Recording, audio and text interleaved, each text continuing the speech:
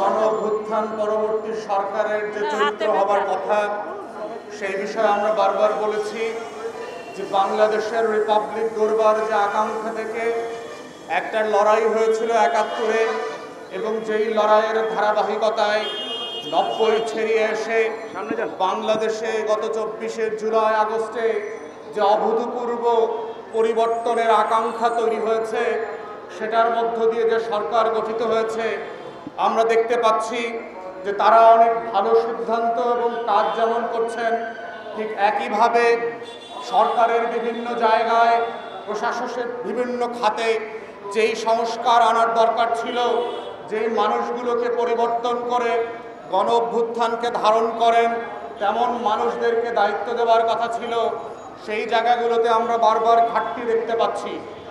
আপনারা দেখেছেন গত কয়েকদিন আগে আমেরিকাতে প্রেসিডেন্ট ডোনাল্ড ট্রাম্প দায়িত্ব নিয়েছে এবং দায়িত্ব নেবার ২৪ ঘন্টার মধ্যে ৭২টা এক্সিকিউটিভ অর্ডারের মধ্যে প্রেসিডেন্ট বাইডেনের ৪ বছরের প্রশাসনের ২.৫ বছরের কার্যক্রমকে সে নালান ভয়েড করে দিয়েছে। আপনারা দেখেছেন ট্রাম্প কিভাবে শত শত আমলাকে এক সিদ্ধান্ত দিয়ে বাড়ি পাঠিয়ে দিয়েছে, ডিসমিস পর্যন্ত করেছে। কিন্তু আমরা দুঃখের সাথে দেখলাম গত ১৬ বছরে এই ফ্যাসিবাদীদেরকে রক্ষা করবার জন্য যে আমলাতন্ত্ররা পা চাটা গোলামের মতো করে কাজ করেছে, যেই সকল আমলারা গত ১৬ বছর মির্জাফরের মতো বাংলাদেশ বিক্রি করে দিয়েছে, যে আমলারা ২০১৪ সালে জগৎ শেঠের মতো বাংলাদেশ বিক্রি করে দিয়েছে, যে আমলারা ২০১৮ রাতের নির্বাচন করবার মধ্য দিয়ে উনি চাঁদের মতো বাংলাদেশকে শত্রুর হাতে তুলে দিয়েছিল, যে আমলারা দিল্লির দাসত্ব করবার জন্য ২০০৮ সালে বাংলাদেশকে ভারতের কাছে বন্ধক দিয়েছিল, যে আমলারা ২০২৪-এর ফাইট নির্বাচনের মধ্য দিয়ে বাংলাদেশের গণতন্ত্র নির্বাচন ব্যবস্থা ধ্বংস করে দিয়েছে, সেই দালাল মির্জাফরের বংশধর আমলারা এখনো রাজার হালতে সচিবালয় দাপড়ায় বেড়াচ্ছে। বাংলাদেশ এই কারণে রক্ত দেয় নয়, ১৭০০ শহীদ জুলাই আগস্টে রক্ত দিয়ে গণ অভ্যুত্থান এই কারণে করে নাই যে হাসিনার চাউরা সন্তানরা যে সকল পাটপার আমলারা বাংলাদেশ বিক্রির দাসখত করেছে, শত শত সড়ক আর চুক্তি করে ভারতের কাছে রাষ্ট্র বিক্রি করে দিয়েছে, সেই দালাল আমলাদের কথায় আমাদের এখনো চলতে হবে।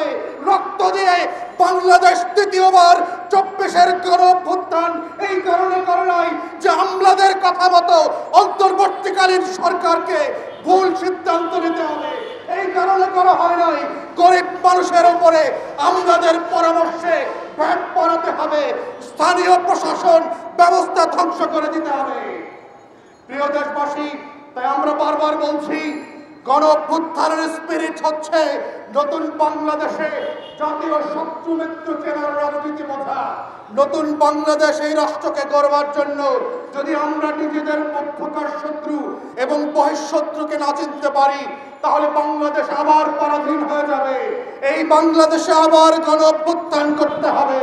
এই বাংলাদেশে আবু সাঈদ মুগ্ধদেরকে আবার বুক পেতে লাশ হয়ে রক্ত দিয়ে বাংলাদেশ স্বাধীন করতে হবে।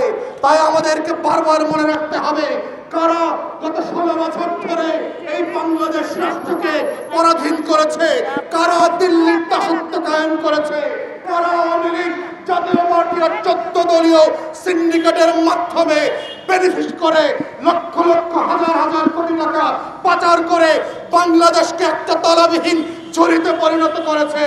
এর ভিতরে আওয়ামী লীগের রাজনৈতিক পেশারা যেমন আছে, বুদ্ধিজীবীরা যেমন আছে, আমলা নামধারী দালাল এবং পটপররা আছে, এবং আমরা বারবার দেখতে পাচ্ছি অন্তর্বর্তীকালীন সরকাররা এই একই আমলা, একই সচিব, একই পিএস, একই ডিসিএসপি, টিএনইউ এবং ওসিদের উপরে নির্ভর করে ভুল সিদ্ধান্ত নিচ্ছে, আমাদেরকে ক্ষতিগ্রস্ত করছে, গরিব নাগরিকদের জীবন পিছিয়ে তুলছে, নাগরিক সেবাকে ব্যাহত করছে।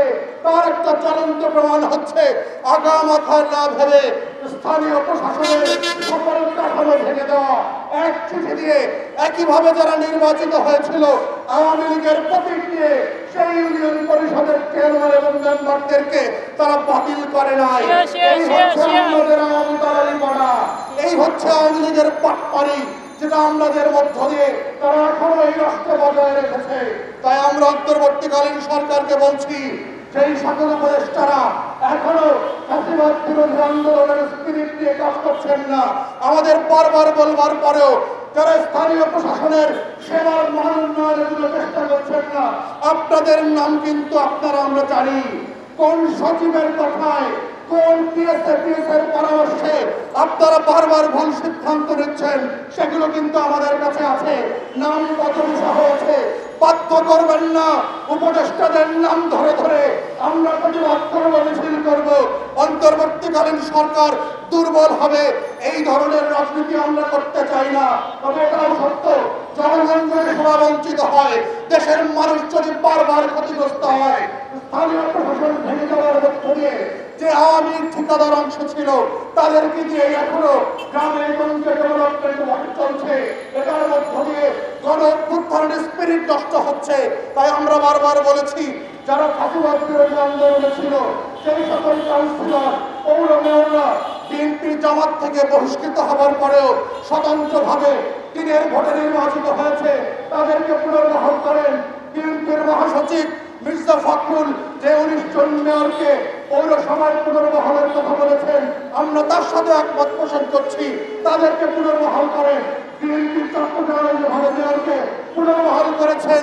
সারা বাংলাদেশে ফ্যাসিবাদ বিরোধী আন্দোলনের প্রেক্ষাপটে গণ অভ্যুত্থানের স্পিরিটকে ধারণ করে যাচাই বাছাই করে সার্চ কমিটির মাধ্যমে কাউন্সিলরদেরকে পুনর্বহাল করেন, সেবা ফিরিয়ে দেন।